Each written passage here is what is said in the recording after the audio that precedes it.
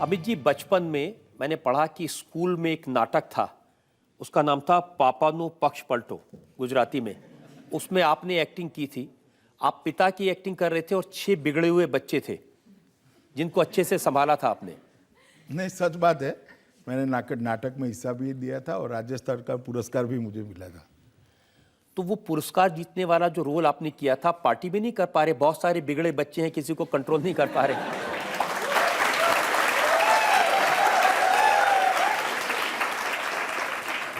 देखिए रजत जी, मैं आपकी बात से कतई सहमत नहीं हूं कि पार्टी में कोई बड़े झगड़े चल रहे हैं। मगर हाँ, एक बात निश्चित है, मीडिया का एक निश्चित वर्ग पार्टी में झगड़े कराने का ट्राई कर रहा है और सफल नहीं हो रहा है।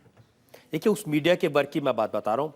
इतना बड़ा फसाना बना, होम मिनिस्टर राजनाथ सिंह को लेकर प्रधानमंत्री ने उनके बेटे को बुलाया, ये खबर छपी। उनके बेटे को उन्होंने डांटा रिश्वत लेने के लिए, फिर होम मिनिस्टर ने उसका डिनाइल किया। काफी दिन तक ये फसाना चलता रहा। डिनाइल करना कोई बुरी बात है क्या? कोई गलत खबर छपेगी तो डिनाइल ही करेंगे। सिर्फ ये नहीं छपा है। देखिए, होम मिनिस्टर गृह मंत्री जी के बारे में जो छपा है वो भी गलत है। प्रकाश जावड़ेकर के बारे में छपा है वो भी गलत है। धर्मेंद्र प्रधान के बारे में छपा है वो भी गलत है। मगर एक वर्ग ये प्रयास कर रहा है कि कहीं ना कहीं कुछ तरीके से सब कुछ ठीक नहीं, ऐसा एक मैसेज चला जाए। मैं आज आपकी अदालत के माध्यम से कहना चाहता हूं, ये चारों बातों में एक भी बात सत्य नहीं है। अब आप कहेंगे कि आपको डिनाइल देना पड़ा। मैं सत्य हकीकत बता, मैं इसलिए कह रहा हूं क्योंकि जिम्मेदार अखबार ये लिखते हैं, ये खबरें सरकार के मंत्री ही उड़ाते हैं। राजनाथ सिंह सरकार के एक सीनियर मिनिस्टर से नाराज है। अगर अखबार इतने जिम्मेदार है तो उन्होंने मंत्री का नाम छापना चाहिए।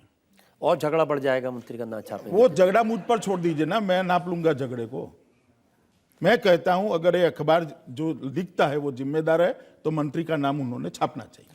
आप कह रहे हैं कि प्रकाश जावड़ेकर को कोई फोन नहीं गया ये कहने के लिए कि आप टी शर्ट और जींस में क्यों पहनकर क्यों जा रहे हैं? जी नहीं, कोई फोन नहीं गया। आप कह रहे हैं प्रधान को इस बात के लिए प्रधानमंत्री कोई फोन नहीं गया, आप फला आदमी से क्यों मिल रहे हैं? जी नहीं। तो ये बातें निकलती कहां से, उड़ती कहां से, इतनी सारी बातें?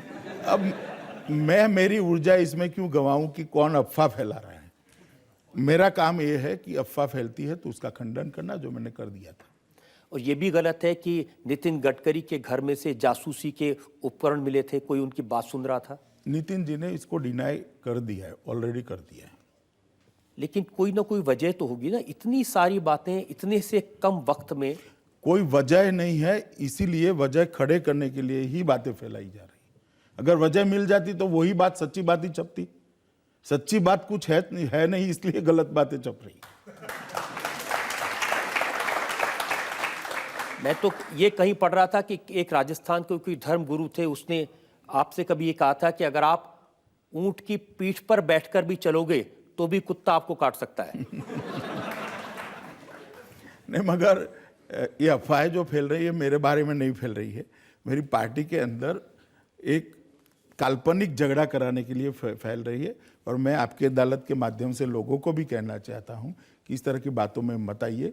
जो अखबार जिम्मेदार है उसने अपनी खबर का सोर्स छापना चाहिए।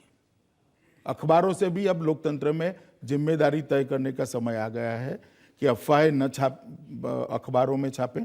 अगर वो लोग घटना को छापते हैं तो इसका सोर्स भी उन्होंने छापना चाहिए। अगर मीडिया ऐसा नहीं करेगा तो उसकी भी आप गर्दन पकड़ेंगे, नकेल कसेंगे? मैं नहीं पकड़ूंगा, जनता आप पर भरोसा नहीं करेगी। झूठ ज्यादा दिन तक नहीं चलेगा। अगर किसी मंत्री ने कहा है तो उसका नाम बेबाक तरीके से मीडिया ने बताना चाहिए। मीडिया क्यों डर रहा है? हम डरे वो तो ठीक है आपसे, हम अगर आप किससे डर रहे हो भाई? आप मत डरो। मैं उम्मीद करता हूं कि इन डरने वालों में आप मुझे शामिल नहीं कर रहे। नहीं, मैं इन जनरल बात कर रहा हूं।